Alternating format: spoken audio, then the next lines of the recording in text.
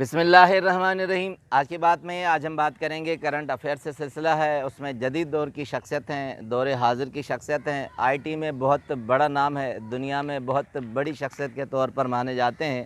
ظاہری طور پر شخصیت نظر نہیں آتی، مگر دیکھا جائے کہ تاریخ کے حساب سے جو دنیا میں انہوں نے کام کیا ہے وہ بہت دور حاضر کے حساب سے بہت بڑا نام ہے۔ ما یون ان کا نام ہے، چائنا میں پیدا ہوئے ہیں، چھوٹے سے قصبے میں پیدا ہوئے تھے۔ جیسا ہی شعوری زندگی میں آئے تو انہیں انگریزی سیکھنے کا بڑا شوق ہوا۔ چائنیز جانتے تھے بخوبی، ان کی مدر لینگویج تھی، مگر انہیں پتہ تھا کہ جب تک میں انگلش نہیں سیکھ سکوں گا تب تک میں دنیا سے لڑ نہیں سکوں گا، دنیا میں آگے بڑھ نہیں سکوں گا۔ ما یون چاہتے تھے ادھر ادھر، مگر اتنی حیثیت نہیں تھی کہ وہ کسی انگلش لینگویج میں داخلہ لے سکیں سینٹر میں، تو انہوں نے ایک طریقہ اپنایا۔ اپنے گھر کے قریب جو پارک تھا وہاں جاتے تھے، وہاں جو لوگ آتے تھے ان سے انگلش سیکھتے تھے، باتیں کرتے تھے، مگر اتنے لوگ نہیں تھے۔ انہوں نے چائنا میں بہت بڑا پارک ڈھونڈ لیا جہاں فارن کے لوگ آتے تھے، فارنرز آتے تھے۔ انہوں نے غیر ملکی لوگوں سے ملاقاتیں کرنا شروع کی اور ان سے انگلش سیکھنا ٹوٹی پھوٹی شروع کی۔ آہستہ آہستہ انگلش پر اس نے مہارت حاصل کر لی، اور اتنی مہارت حاصل کر لی کہ وہ غیر ملکیوں سے بآسانی بات کر سکتا تھا اور غیر ملکی اسے چائنیز نہیں سمجھ سکتے تھے۔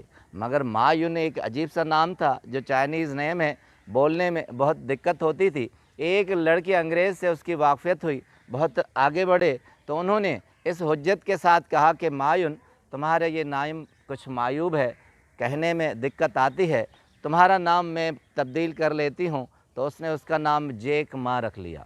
جیک ما دور حاضر میں بہت بڑا نام ہے۔ انگلش سیکھنے کے بعد اسے شوق ہوا کہ میں اسکول میں داخلہ لے لوں، مگر کہتا ہے کہ 2 مرتبہ پرائمری اسکول میں فیل ہوا، اس کے بعد مڈل میں آیا تو 3 مرتبہ فیل ہوا، اور جب یونیورسٹی کی حد تک گیا تو 5 مرتبہ ایڈمیشن داخلہ لینے میں اسے ناکامی ہوئی، مگر پھر بھی اس نے بار بار ٹیسٹ دی اور آگے بڑھا۔ یونیورسٹی کی تعلیم حاصل کرنے کے بعد اسے یہ شوق ہوا کہ میں نوکری کر لوں۔ ان کے بیک گراؤنڈ میں اس کے والد صاحب موسیقار تھے، میوزک بجا کر لوگوں کو کہانیاں سناتے تھے۔ بہت غریب پرور دنیا میں انہوں نے اپنی زندگی گزاری تھی، اور باپ کی اس شفقت کے بعد اس نے یہ چاہا تھا کہ میں باپ کو سہارا دوں اور اس طرح روزی روٹی گزار سکوں کہ اپنا بیک بون ہو اور فیملی اور دوسرے مجھ پر ڈیپینڈ کر سکیں اور گزارا کر سکیں۔ مگر اس کا اپنا کہنا ہے، ایک ٹی وی چینل پر انٹرویو میں اس نے کہا تھا کہ میں نے 30 مرتبہ مختلف اداروں میں درخواست دی نوکری کی، مگر مجھے ریجیکٹ کیا گیا۔ 31 مرتبہ میں نے یہ سوچا کہ اب کی بار میں نوکری نہیں کروں گا، کوئی ایسی چیز کروں گا جس سے میں اپنے آپ میں ایک ادارہ بن جاؤں، اور میں پھر اس ادارے میں ایسے لوگوں کو رکھوں جو مجھے نہیں رکھتے۔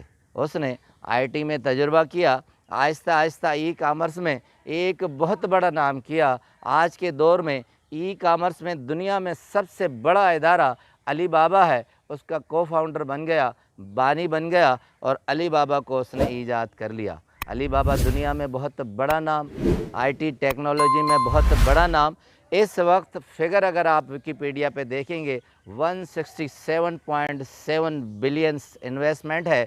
دنیا کا سب سے بڑا انویسٹر، سرمایہ دار اور مالدار آدمی جیک ما ہے۔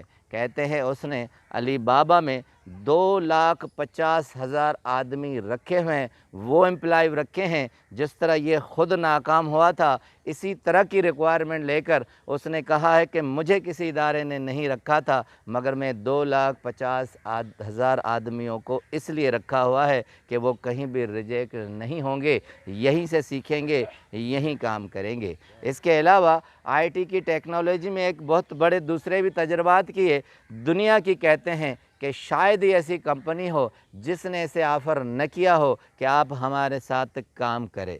4 فٹ 11 انچ کا یہ شخص، 59 kg کا یہ شخص دنیا میں بہت بڑی اہمیت کا حامل ہے۔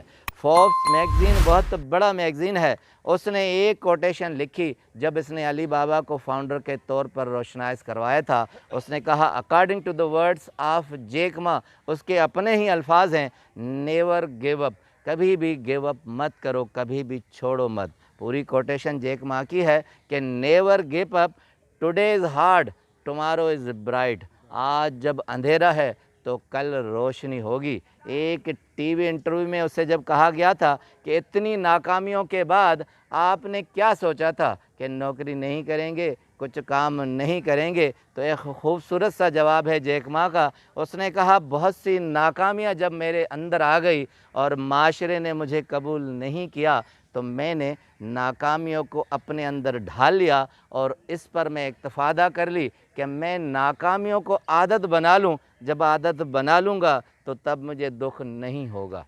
इतनी नाकामियों के बाद अपनी आदत को उस तरीके से डाल लेना, ये जैक मा का मंशूर था। और उसके बाद टीवी एंकर ने एक जुमला जब इख्तिताम पे था तो उसने सामीन को कहा कि ये जैक मा वो है जिसने कभी भी गिव अप नहीं किया, मगर एक बड़ी खुसूसियत इसके अंदर ये है जो आज इसे दुनिया का बड़ा सरमाएदार और दौलतमंद जानती है। उसकी बड़ी खूबी ये है कि ये ही हैज़ कन्विंसिंग पावर, इसे लोगों को कायल करने की सलाहियत मौजूद है। ये जिससे भी बैठते हैं 10 मिनट के अंदर अपना मंशूर, अपना प्रोग्राम, अपना मकसद उसे बता देते हैं। ज़िंदगी में कभी भी नेवर गिव अप करें, कितनी ही नाकामियाँ आएँ और अपने आप को इस तरह ढालें कि लोग आपके कायल हो जाएं, तो कोई भी बैद नहीं है। आप जिस मकसद से निकले हैं उस मकसद को हासिल करने में आपको वक्त नहीं लगेगा। आपका बहुत बहुत शुक्रिया।